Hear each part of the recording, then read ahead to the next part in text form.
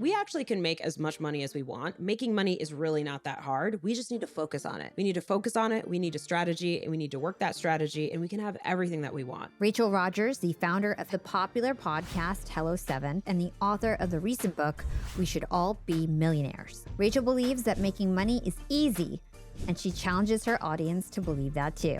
Over 40% of all businesses in the US are run by women, but only 4% is attributable to women-owned businesses. So I think we need to highlight women entrepreneurs. It's not just women entrepreneurs, it's diverse entrepreneurs, it's Black entrepreneurs, it's people of color entrepreneurs, it's entrepreneurs who have a disability or a chronic illness and are running their business, right? Why do you think that men should care about this issue? If 96% of all the revenue are men, why should they care? There's study after study that have been done by McKinsey and all these different organizations, major consultants, that show that when we have diversity in boardrooms, on teams, decisions are better, companies are more profitable. And so I think our society is just better when you have a plethora of perspectives and different life experiences in the room making major decisions. What is one actionable thing our young and profiters can do today to become more profitable tomorrow? What I encourage you to do is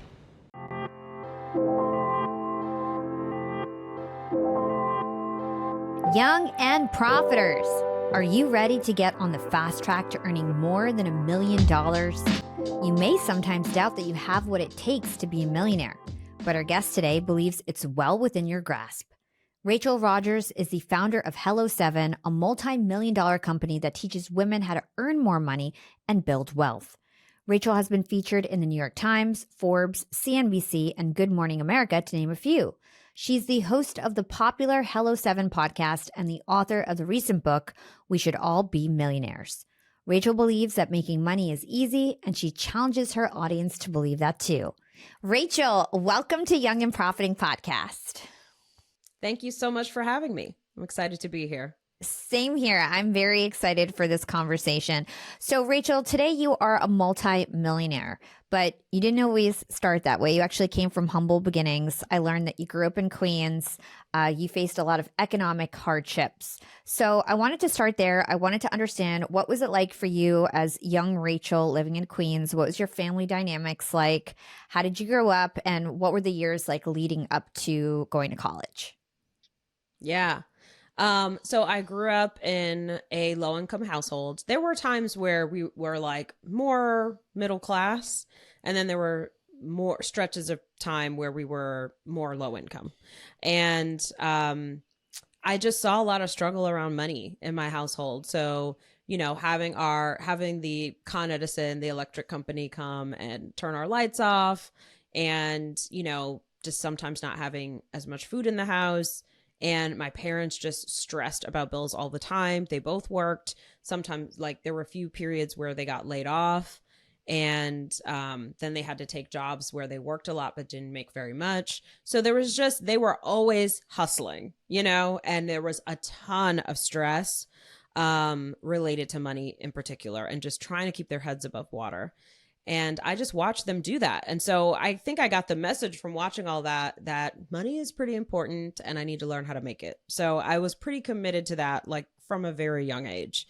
And my mom used to watch like crime dramas on the weekend or courtroom dramas, and I would watch with her. And I always wanted to be the lawyer that was like representing the little guy and that was like standing up to the man, right? Whatever that was. I loved that imagery and like that idea of like advocating for people. And so that became like my vision. I want to become a lawyer. And so I just was very committed to doing well in school, becoming a lawyer, which I did. So that was the early days, and that was the influence that I had. I also did have I had an aunt who was pretty wealthy, two aunts on either side of my family one was probably just like middle class, but she seemed wealthy to me. You know, She owned a home, which she was one of the few people that I knew that owned a home, and she drove a Jaguar. And I remember like there was nonstop talk about the Jaguar among our family. and then on, you know, that's my dad's side. And then on my mom's side, I had a wealthy aunt who had like a beach house, you know? So it's like, I saw wealth, but I didn't have it right in our household. It didn't impact us in terms of like there was no money in our house or very little money in our house. And so because I was exposed to it and saw it, I knew it was there. I knew it was possible. There was another way of life that was possible. And I just wanted to figure out, how do I get me some of that? Now, I have a lot of people who come on the podcast and they're sort of like anti-college, right? But it seems like college was really the avenue for you to break this cycle and really start to get your feet on the ground and make some opportunities for yourself, even though you ended up not staying in law. But that seemed like the path that you were able to sort of build this foundation. So what are your thoughts on college, and how did you actually afford to go to college and, you know, set yourself up?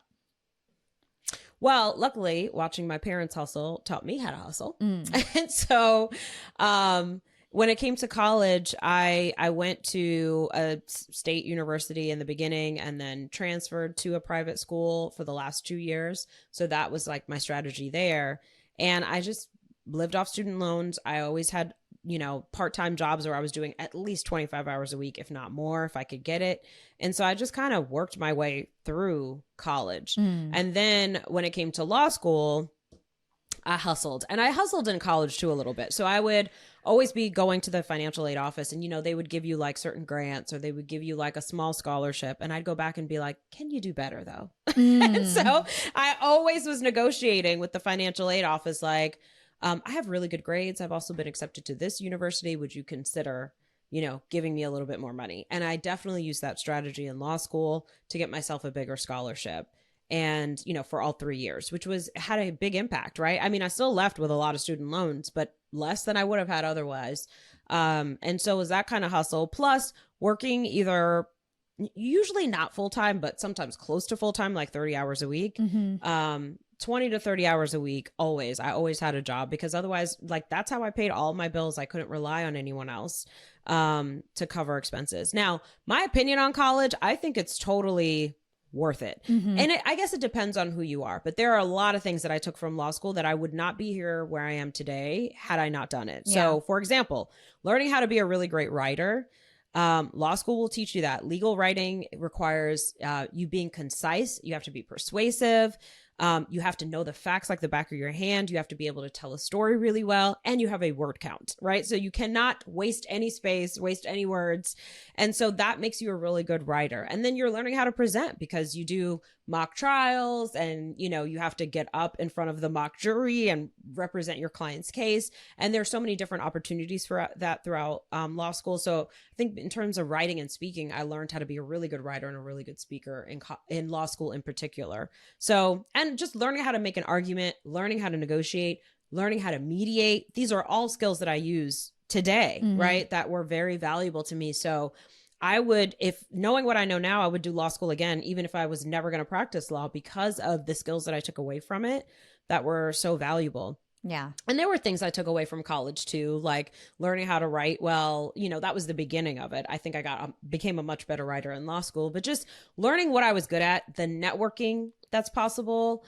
You're part of a network, which helps you to get a job. I think there are a lot of benefits to college. Now, I mean, it's not for everyone, but for me, I would not change it. Yeah. I totally agree. I went to college and I feel like even just the experience, getting those skills, getting that discipline is helpful. And student loans suck, but hopefully you're able to use those skills and make money. So you graduated law school in 2009, I believe. So that was like right after the recession. You got a job as a law clerk, which went pretty well. But then by 2010, 28 years old, you decided that you wanted to become an entrepreneur. So what made you think about taking that leap of faith? Why did you decide to become an entrepreneur? Because I didn't like any of the options available to me. So like you say, it was a recession. And the options were I could go work at a law firm that I didn't really want to work at, right? And I saw it was a grind. So you put in a ton of hours. And these were like mostly mid-sized firms, not huge firms, where you get paid pretty well, but you put in so many hours. And then you usually have to put up with very disrespectful, aggressive partners. Like it's just part of the culture, right? That like they don't treat people well. And so there's that, right? And then I could go into government work or I could go into nonprofit work, And while that work was very interesting to me, and I was very interested in doing that work, and I applied to those jobs, but there was not that many of them. And the ones that I did get, they didn't pay well. And so I was just like, you know what if I just did my own thing, right? Then I could combine that desire to help people, to make good money, and to like have some autonomy, and get all three of those things. And I was here was my thinking. I was already broke, right? I was used to being a student. I had been a student for 7 years. So I'd been broke, basically my whole life at that point. And so I'm like, why not? If I get used to a law firm salary and get accustomed to certain things, it's going to be hard for me to be broke again, right? Yeah. Right now, I'm already broke. So I could just keep living my broke life and get this practice going. So that's what I decided to do. Yeah. And so that went well, but eventually you decided to pivot to business advisory from law advisory, and you started Hello 7, which is your company today, which is super successful. So what made you realize that you wanted to pivot from law to business? I had a team at that point. So I had a couple of attorneys working for me. I had, admin staff that worked for my firm, and we had grown it to almost $1 million. It wasn't quite at $1 million. And I just realized I really liked getting clients. I really liked the marketing. I loved the sales side. I loved managing the business and thinking about where the business could go and setting goals for us and hitting those goals and creating a plan to hit those. I loved all the aspects of managing and running a business. I did not like practicing law. It was like pulling teeth. So I would always be like up till midnight, drafting contracts, because it was like I'd spend my whole day managing the business. And then at the end of the day, I'd be like, oh, there's still legal work to do. And even when I had the associates, right, I wasn't really doing the work. I was supervising them doing the work. But even that, I just was kind of bored with it. I got good at it, and then I got bored with it, which is what we do, right? We get really good at something, and then we're like, let's learn something new. Yeah. So, and then what was happening was a lot of my clients, they were all entrepreneurs because I practiced business law and IP law. And they would say to me, like, your business has grown pretty quickly. What are you doing? How are you able to hire people? Like, what's your marketing strategy? And so they started asking me about my business, which I would give them advice for free. And then I had a mentor tell me, you should probably charge for that business advice. When I started my LinkedIn masterclass, I wanted to focus on what I do best, which is marketing and teaching. When it came to things like building a website and collecting payments, I didn't know where to start. And frankly, I didn't want to spend my energy on those things. That's why I'm so glad I found Shopify. Shopify is the commerce platform revolutionizing millions of businesses worldwide, just like mine. Whether you're a garage entrepreneur or IPO ready, Shopify is the only tool you need to start, run, and grow your business without any struggle. Shopify puts you in control of every sales channel. So whether you're pushing designer t-shirts from their in-person POS system or monetizing masterclasses like me on Shopify's all-in-one e-commerce platform, you're covered. Setting up my Shopify store just took a day or two, and in less than a year, I've made well over $300,000 with my LinkedIn Secrets Masterclass. Shopify is a platform I log on to daily during promotional periods from my class.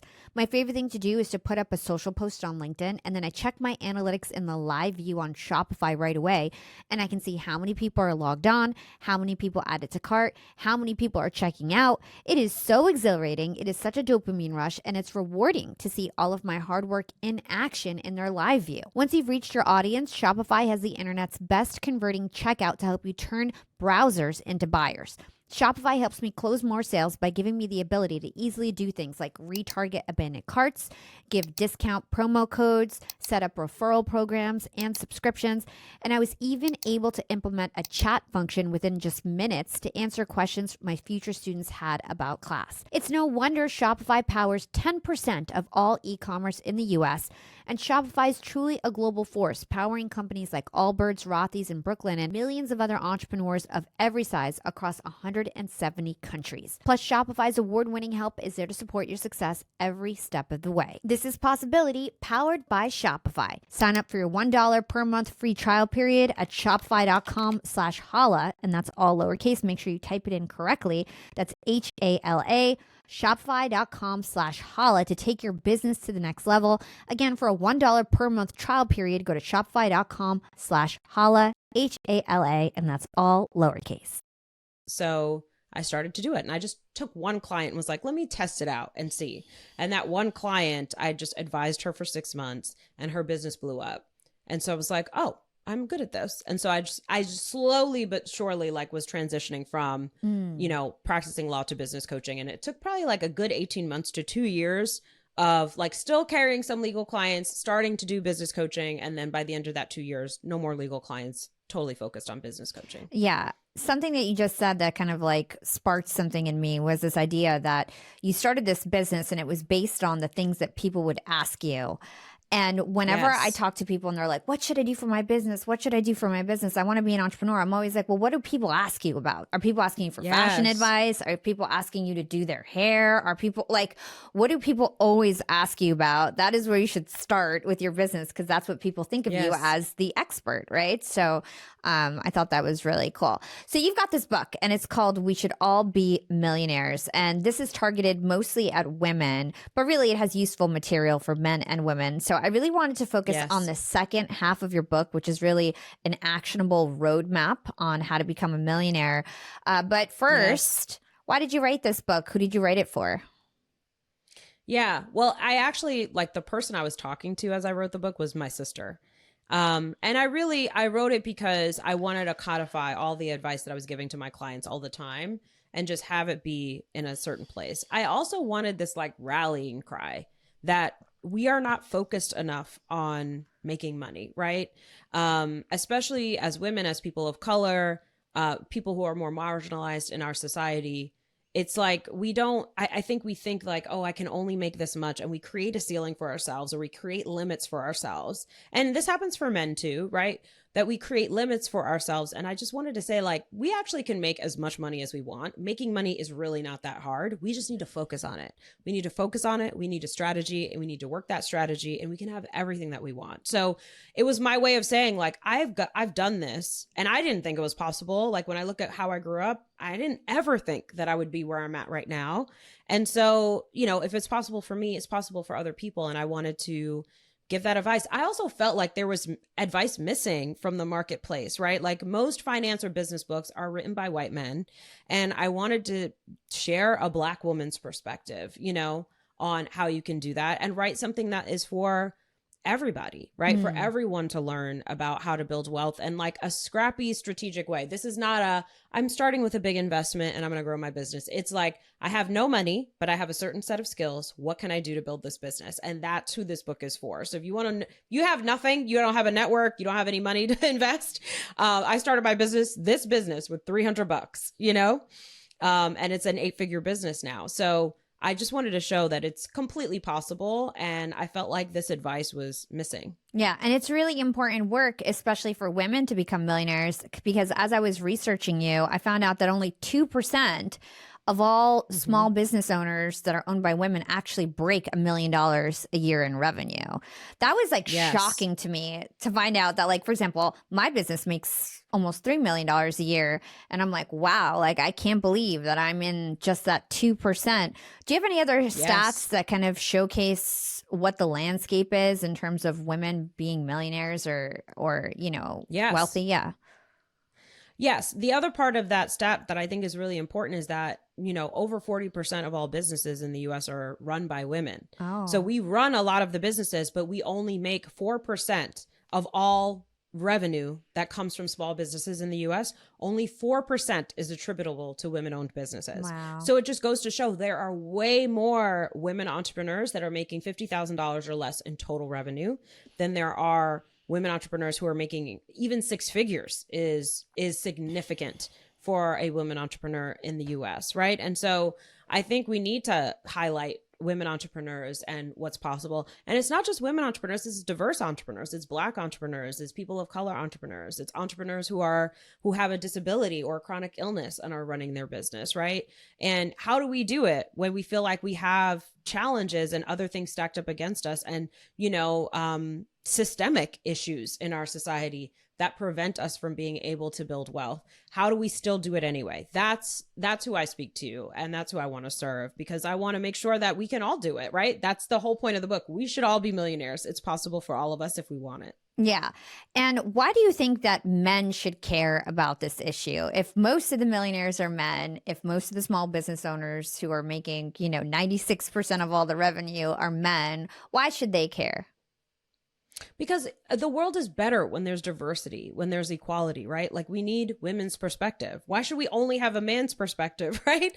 We should care about having a women's perspective in courtrooms, in government, right? In major corporations that impact our society in major ways. They're creating technology. They should be considering half the population, right? When they are doing that. Yeah. And so there's study after study that have been done by McKinsey and all these different organizations, major consultants, that show that when we have diversity in boardrooms and when there is diversity on teams, decisions are better. Companies are more profitable. They have a more positive impact. Like if you only cared about the bottom line, you should care about diversity, right? And so I think our society is just better when you have a plethora of perspectives and different life experiences in the room making major decisions. And so that's why I think they should care. And also men have mothers, men have daughters, men have sisters, right?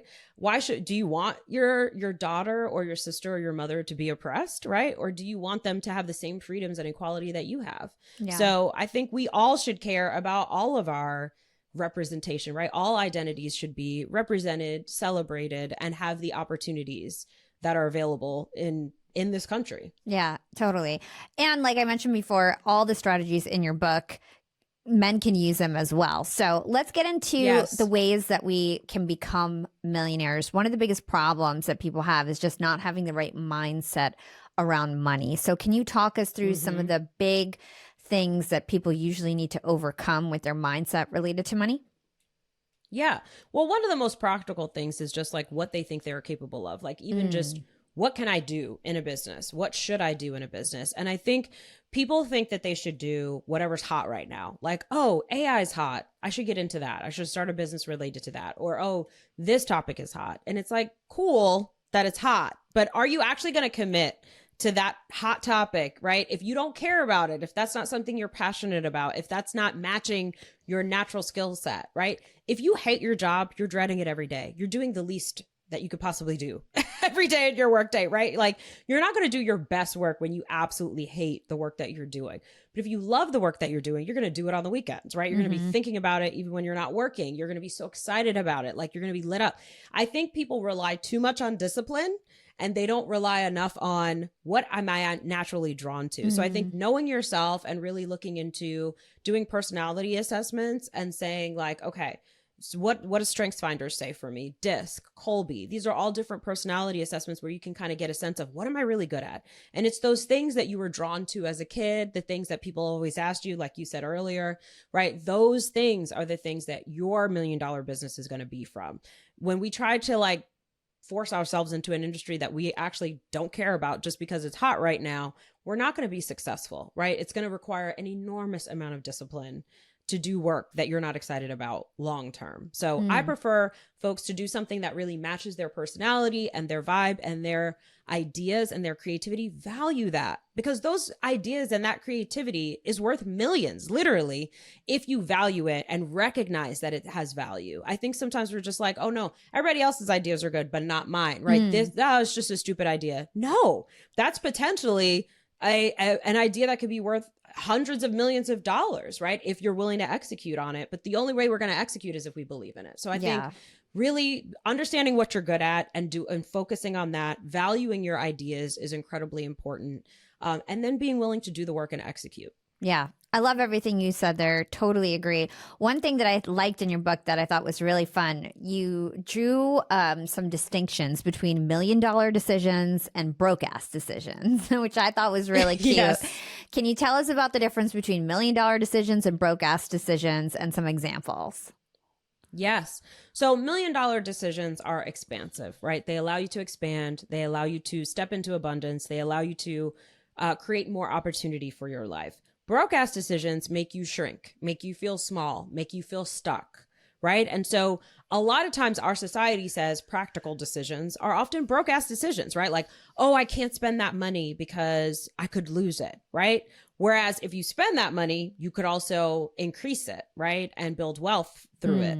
But we're too afraid to do it. So it's, you know, really believing in your ideas, taking action on it, being willing to take a risk, deciding that your dream is worth taking a risk, investing that money, investing that time, investing that energy, and getting the result, And instead of doing the broke ass decisions that's, close everything, keep your money tight, right? Don't waste your time. Don't bother. Don't quit your day job. That kind of energy is broke ass decisions, right? Because people who are self-made, people who have built wealth when they didn't come from wealth, they didn't do that by holding on to every dollar, by saving all of their time and energy, by never investing it, right? They do it by taking risks and stepping into opportunity and being open to trying things and being open to failing and making mistakes. So that's really $1 million decisions versus broke ass decisions. So for example, this episode is brought to you by Relay, the #1 bank for small business owners. Relay is an online banking and money management platform that is the official banking partner of Profit First. With Relay, business owners can create up to 20 individual accounts and automate their Profit First allocations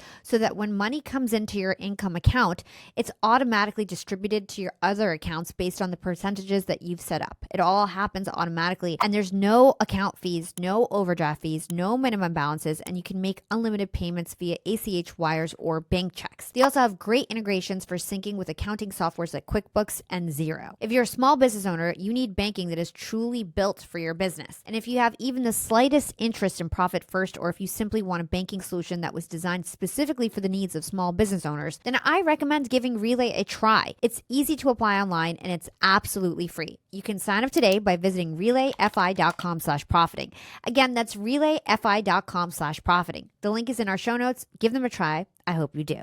Right? Like you could spend your time cutting coupons and, save maybe $50 on groceries a month, right? Or you could take that time you would have spent coupons and spend that time, building a landing page to sell an hour of your services, right? And in one client, you can make $500, right? So that's the difference. It's like what opens us up to opportunity and what's just trying to save every nickel and dime, right? That actually takes so much time and just still leaves you broke in the end. Yeah. I could not agree more. I feel like one of the things that I did differently from everyone else is I always have concentrated on just making more money. And I never, like now I look at my finances and I'm like, where should I save? Where should I invest? But in the beginning, all I did was just focus on making more money. Yes. I didn't care about even doing returns, which is wasteful. Yes. But it's like, I was like, fuck it. Like I could spend an hour going to the dropping off the stuff, putting it in a box, and get my $80 back. Or I could spend an hour and make $1,000. And then I always choose the alternative. So just talk to us more about why saving isn't what we should focus on. So many people are focused on saving and not making more money. I know. And it's like, okay, so let's say you make $50,000 a year and you want to save and you're going to, the cost of living is the cost of living, right? And so, housing, for example, is a huge portion of everyone's salary these days, right?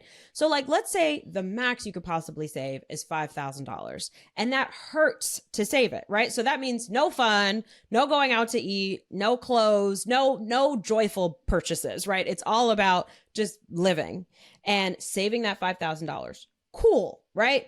Then what, right? Let's say you put it in an interest-bearing account. Next year, you'll have $5,500, right? Or you could take that $5,000, invest it in a training to learn how to become an entrepreneur that sells a certain service or skill or something. And, by my clients' experiences, one of my clients joined my program. Within 6 months, she was making $100,000. And then within a year, she had quit her job and was making $250,000. And now she's making over $500,000 2 years later, right? And that was an investment of, I think my program at the time was $3,000 that she made to learn from me and my membership community how to become an entrepreneur, right? And so most your friends would your friends, might say to you, don't spend that. That's a scam. It's never going to work, right? All of these things about why you shouldn't spend that $5,000. You only make $50,000. Right. But this $50,000 is literally never going to be enough.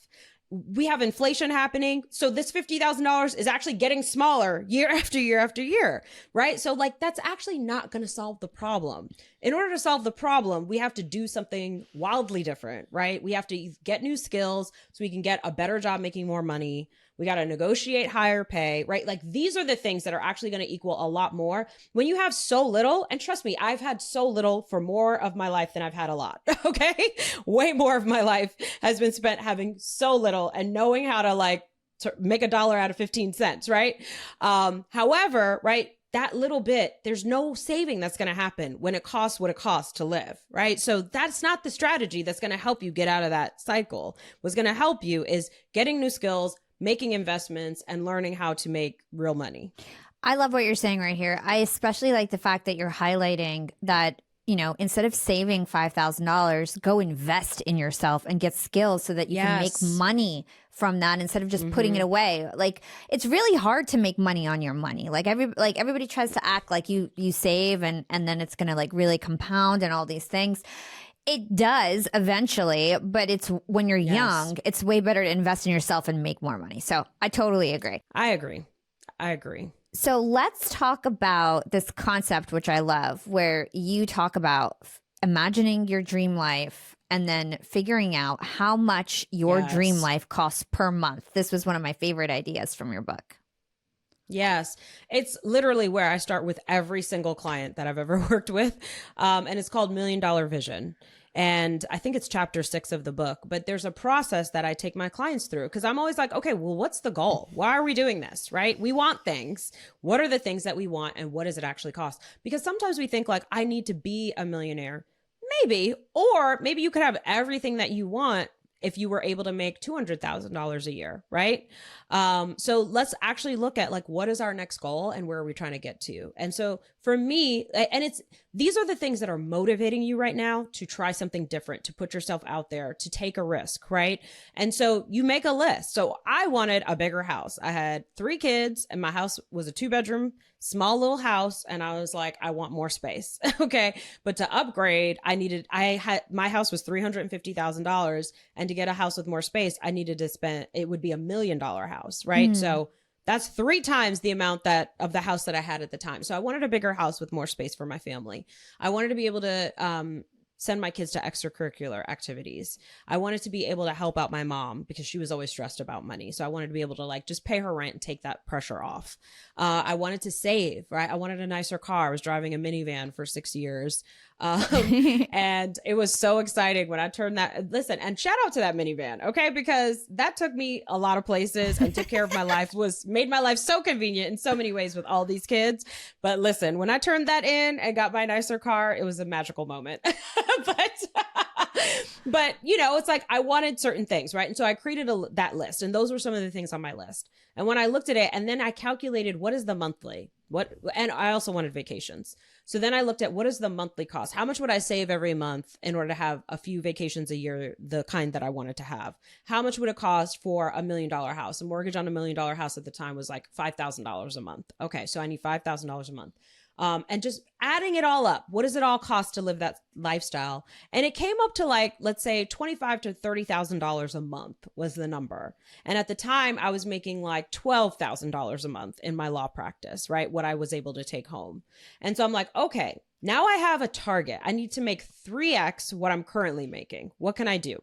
And so then I started brainstorming. What are some ideas that I have to bring in more money?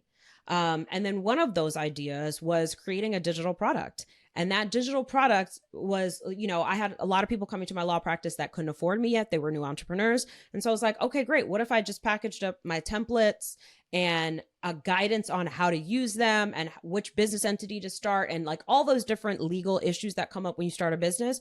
I packaged it all together, put it into a product. And then I was able to sell that, and I wasn't trading my time for money when I did it.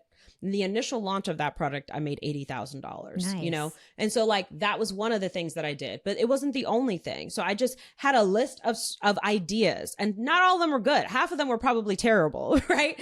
But the 5 to 10 that I took action on allowed me within, I think it was about a year later, that I was buying my $1 million house. It actually was like 750,000 because I found a house that was a new build. So I got a better deal on it.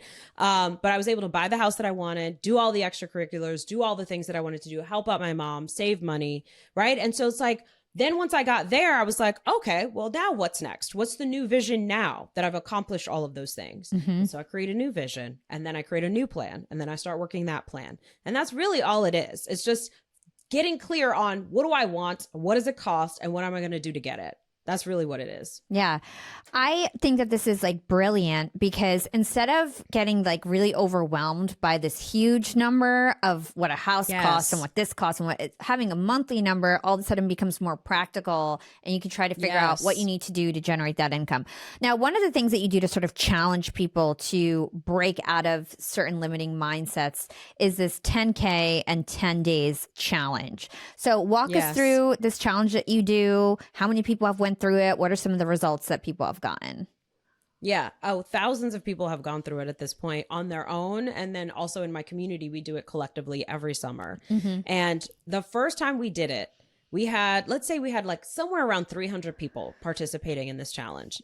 And I told someone on my team, I said, we did a survey after the challenge just to say like, how much money did you make? And I asked one of my team members, just add it all up. I'm just curious how much we made as a community, all 300 of us. And the number was like $2.7 million that was made in 10 days by 300 people. And I was like, holy crap. This really works. Do I get a cut of this? Just kidding. I know, right? But it was just so incredible to see the collective power of just being focused and deciding you're going to make something happen. And so 10K in 10 days, it came out of just saying, okay, now I've taught you all these things. Now it's time to take action, right? Because just knowing things ain't going to help you. You got to turn it into action and put the work in. And so I wanted to give people a quick way to try something. And I wanted to show people making money is accessible to you. It is available to you right now, wherever you are in your life. You could sell things in your garage, right? You could walk your neighbor's dog. You could babysit somebody's kids. You could mow their lawn, right? You could take the skills that you learned around marketing in college and turn that into a marketing consultancy where people can pick your brain about marketing for an hour and pay you $300 or something like that, right? So whoever you are, maybe you're really good at cooking or you're really good at knitting, you could sell the things that you make. We all have skills and we can turn those skills into money. And so, or we have stuff lying around the house that we can turn into money. There's all kinds of things that we can turn into money. And so I really wanted to challenge people to get creative. And if you had no choice but to make $10,000 in 10 days, what would you do? What are your opportunities? Right. And I like when we take our team through this and in the book as well, I give a list of here's some different opportunities and options. And here's some stories about clients of mine who have done it. Right. And here's how they did it. And, just by doing that, they get some ideas, they try it. And so for 10 days, like, it's like you have some prep time where you're like, okay, what are my different things I'm going to try to make $10,000? And everybody doesn't do 10,000. Some people set it at 5,000. Some people set it at more than 10,000 if that's exciting to them. It's like, what's a number that would blow your mind if you were able to make it in 10 days, right? And challenge yourself to really do it. And so for 10 days, once they have their plan in place, then for 10 days, you're going to put yourself out there. You're going to send emails. You're going to call people you know in your network. You're going to post about it on social media. You're going to try all of these different cold email people, pitch yourself, right? All these different strategies you can try to get the word out about this thing you've created or this offer that you have and ask people to buy it. And people shock themselves. They're like, this is never going to work. This is not possible for me. And then they do it and they're like, what in the hell? My favorite story is one of my clients was like, she had like a knitting course that she was like teaching people about how to knit and all of that. And she had like all of this yarn lying around, like leftover yarn from like big batches. And she was like, I'm just going to sell this like random yarn. So she just put the random yarn into like these packages and sold yarn and made thousands of dollars selling just like the yarn she had lying around her house. And I was like, this is my favorite story. Another client of mine just went back to old clients who never paid their bill, right? Or like there was some part of the bill that they still owed her money. And she kind of forgot about it or never tried to collect it. And I'm like, go get those debts, right? And so she collected from past clients and then she did a massive garage sale. She had recently gotten divorced and she got rid of all of her ex-husband's stuff. And that's how she made like over $10,000 in 10 days with those two strategies. So the stories are just hilarious and so fun. And it's just so exciting to see people trying something, believing in themselves and giving it a shot. Now, does everybody hit 10,000? No, but everybody makes something. And it's just like, even if we've had a few people make nothing, and even the people who make nothing, they're like, I can see it now though. Like I see, like, first of all, half the time they're just too scared to pitch themselves. So that's why they didn't make anything. They didn't get brave enough until the last couple of days. But then they were like, I see it. I see that it's possible. And if I just tweak my strategy this way, I'll be able to do it. So the 10K in 10 days challenge is magical. And I love seeing people do it. People DM me all the time on Instagram and they're like, guess what? I did the 10K in 10 days challenge and this is what I did. And I made all this money. My mind is blown. And it's my favorite. It's so great because I think the struggle that a lot of people have who aren't these like natural entrepreneurs who can just like get shit done and go after it. They can't get started. That's their problem. Yes. So this is like forcing them to get started and get some momentum. And $10,000 is not anything to sneeze on. That will change your life if you make $10,000 in 10 days. So yes. I love it. So you talk about 5 main shifts that you've got to take in order to be a millionaire in the second half of your book.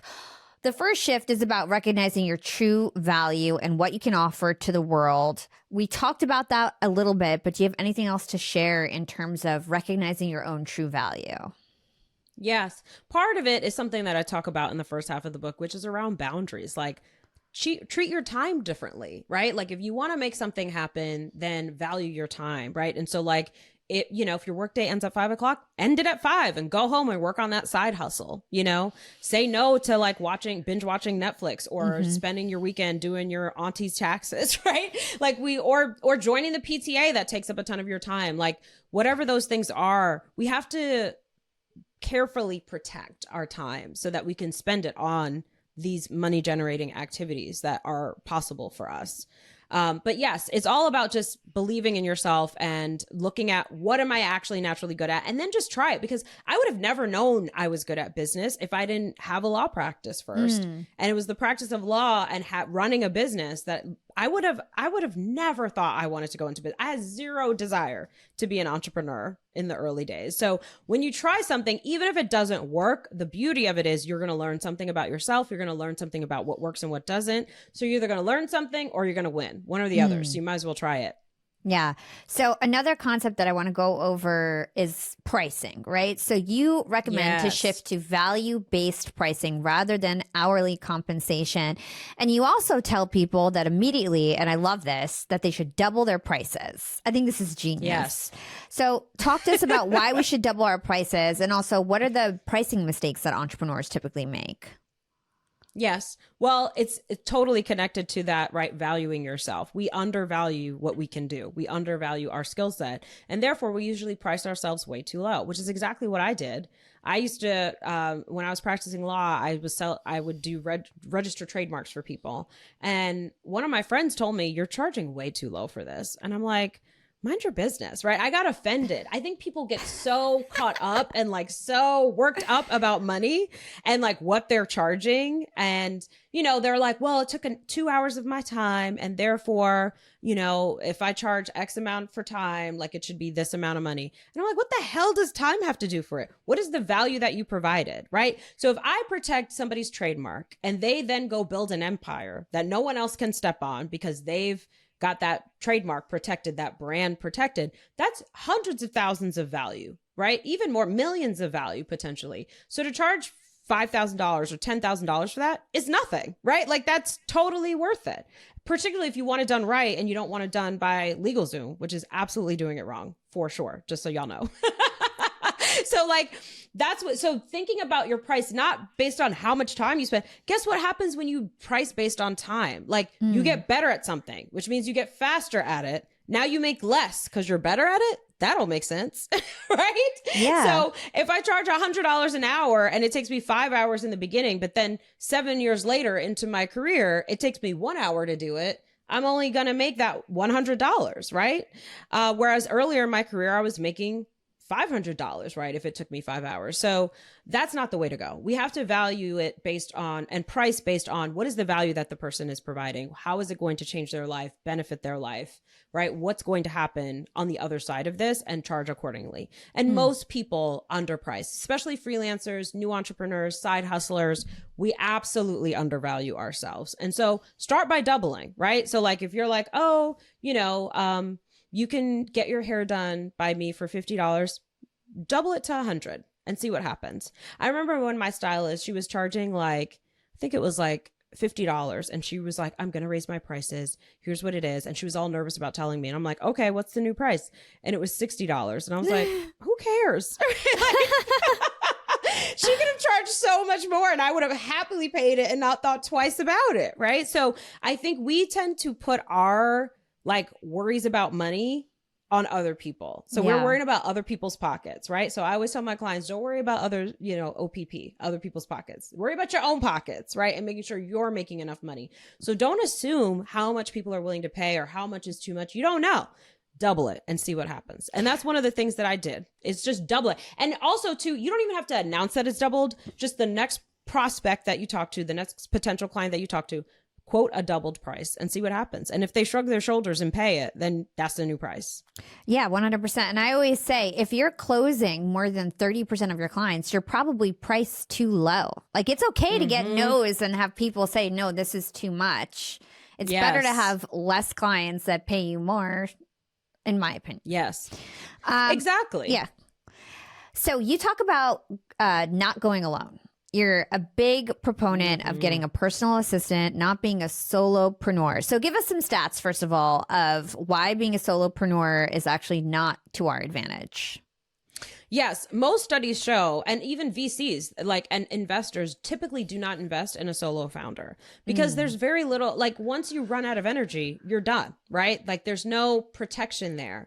So it's really important that you have a team. And in order to build a successful business, you need a team.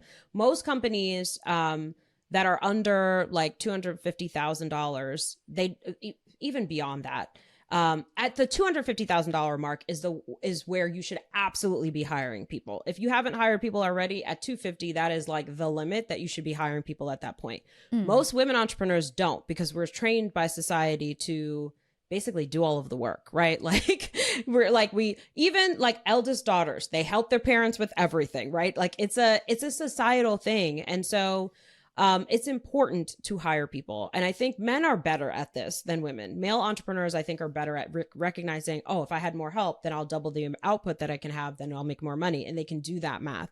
So doing that math is incredibly important.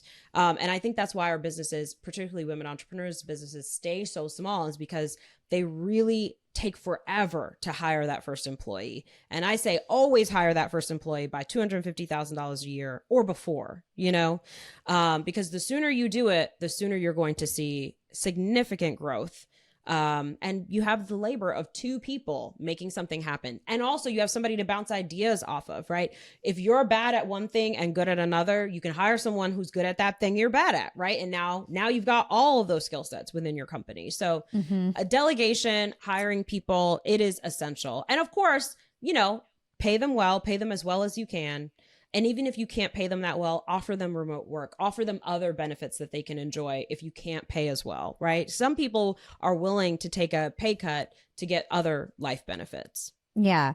I think a lot of my listeners know my background story, but something, in case you guys don't know, I started my company with interns and VAs from the Philippines. Now it's like a really big company with 60 employees all around the world.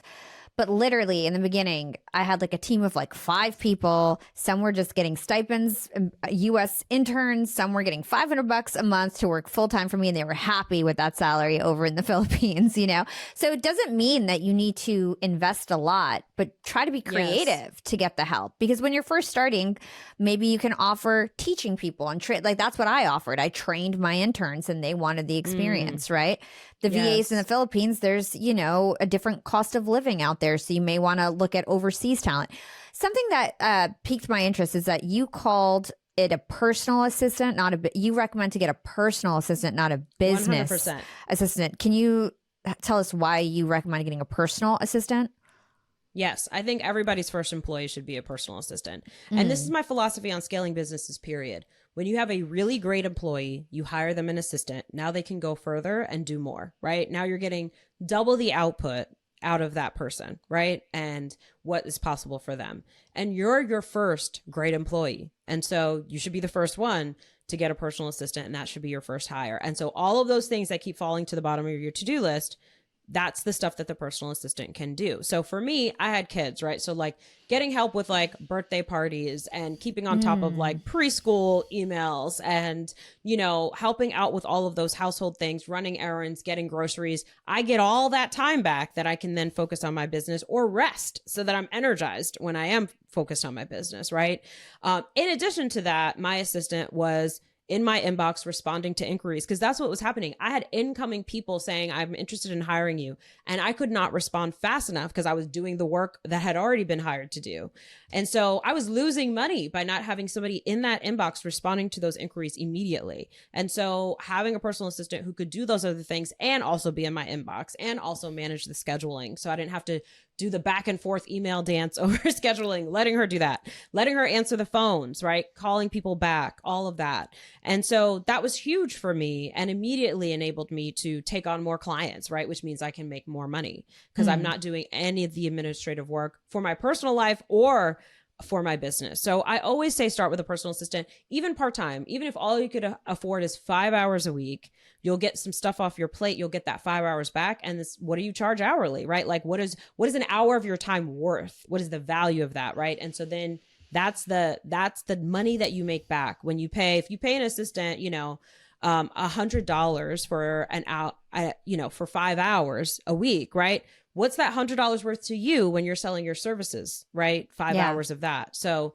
that's how you want to think about it and make that investment. And you can always dabble with it. Just try it. That's what I always tell people, even with investing. It's like, try it in a small way and just see what happens, right? Try it even for 1 month and say, I just need assistance for these 2 weeks. For 10 hours, is someone interested in a short-term project, and just try it out and see what happens. And you're going to see, you're going to free up so much mental space, so much time, so much opportunity for you to go pursue clients, market yourself, make more money. And then you're going to be like, okay, will you take a full-time job? Yeah. And some of the most low value tasks have to do with the household. And especially for women, you know, that can waste a lot of your time. Folding clothes, for example. That's something I'm like outsourcing, please. I don't want to spend any time doing any of that, right? So I totally oh my agree. God, all of those things. I make my clients outsource laundry immediately, even beyond the personal assistant, like before you get it. Just drop it off, like do a drop-off service at the laundromat where you drop off your clothes. And then my clients will be like, oh, I don't want anyone folding my underwear or like seeing my underwear. And I'm like, exactly. Get more committed to financial freedom than you are committed to people not seeing your underwear. Okay. It's not that serious. I'm glad we're on the same page. So Rachel, last January, I went to one of your events. And so one of your major revenue streams is hosting these amazing conferences. And so I went to the ROI Millionaire Summit. I was actually speaking about LinkedIn.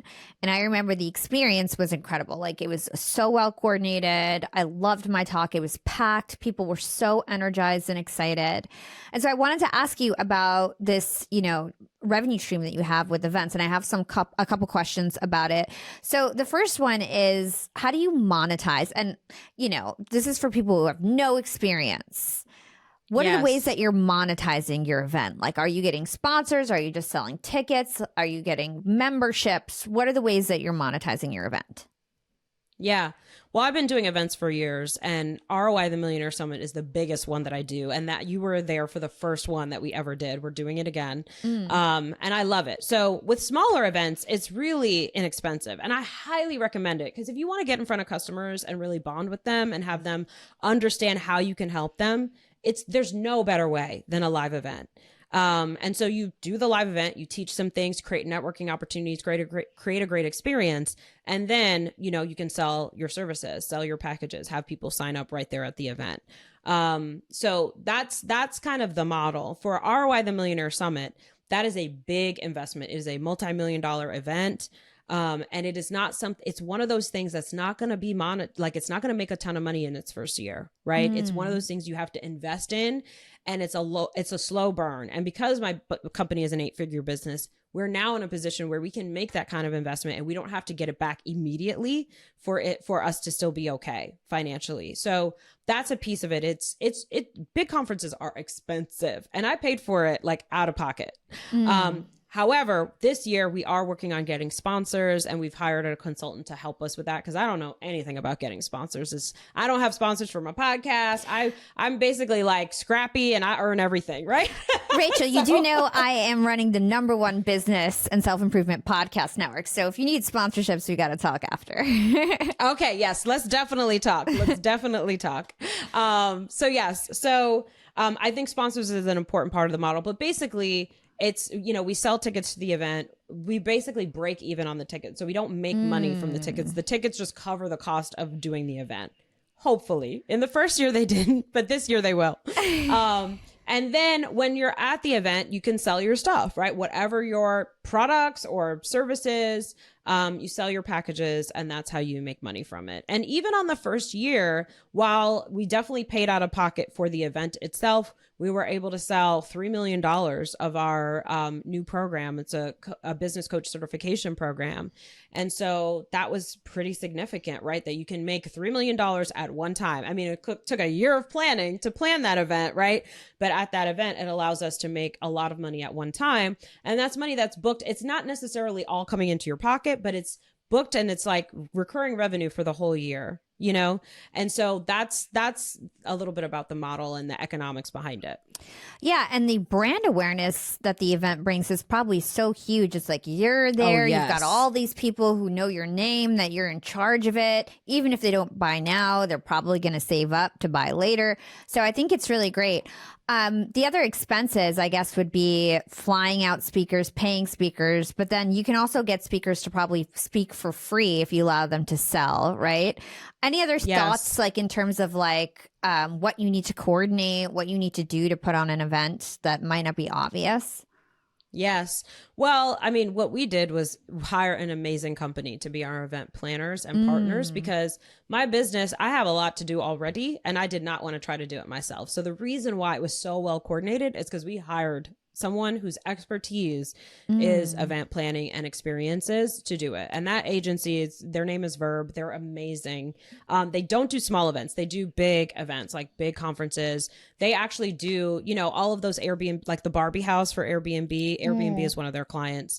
They're the people behind that. So they do activations and experiences. And so hiring a partner who knows what they're doing is key.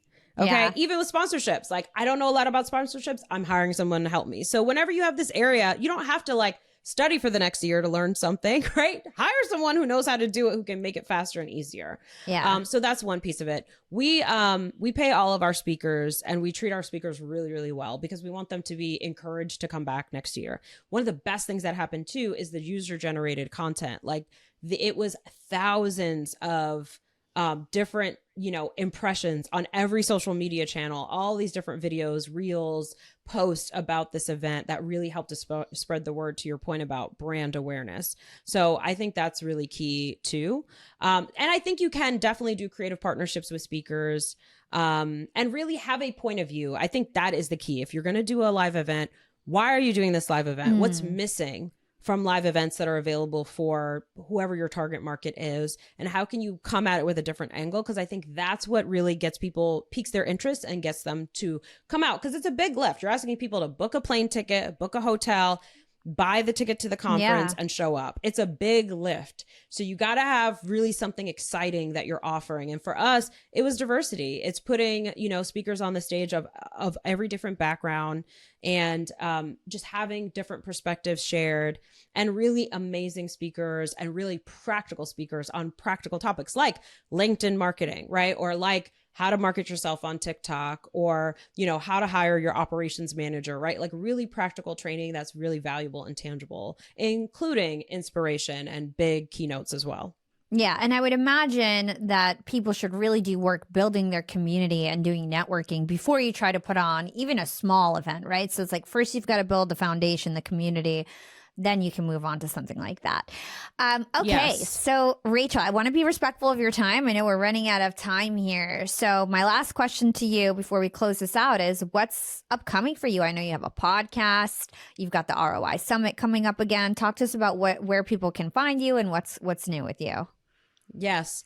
So I have literally 5 books coming out, which is bananas. 4 out of the 5 are done. I still have 1 that I'm halfway through that I'm working on. Sheesh. But yes, the success of the first book led to a lot of books. So I have a deal with Audible. So I have some audio books coming out soon that I'm very excited about this fall. I have the workbook for We Should All Be Millionaires coming out. And then book number 2, which is really practical step-by-step on how to build a 7-figure business. So those books are coming out. And I also have the kids version of We Should All Be Millionaires is coming out soon to teen and young adults. So I have those books happening. ROI, the Millionaire Summit is happening again in Puerto Rico. So I'm very excited about that. And what else? I'm launching a new podcast with Nathan Barry from ConvertKit. He runs that software company. And so we are launching a new podcast. We still don't have a name yet, but it'll be coming out soon. And then I have a new newsletter that I'm launching as well called the Shmoney Newsletter. Talk about money, earning money, keeping money, and life as an entrepreneur. So launching and doing lots of things. I just feel like it's that season of like, it's back to school energy. It's like, let's put some new stuff out there. Yeah, that's a lot of new stuff. $5, man. I'm writing my first book and I'm overwhelmed with just one. So kudos to you. You are superwoman. Okay, so I end my show with 2 questions. The first one is, what is one actionable thing our young and profiters can do today to become more profitable tomorrow? Yes. What I encourage you to do is make an offer.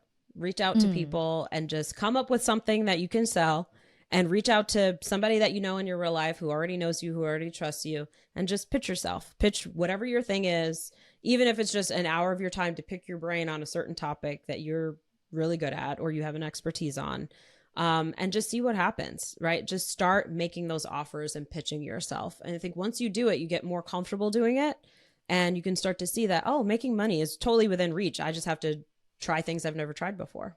And what's your secret to profiting in life? And this can go beyond just building wealth. Yes. I think it's really taking care of myself, right? Having a hardcore self-care process. So going to therapy, I get up at 5 a.m. I go for a walk. I go do weight training every day.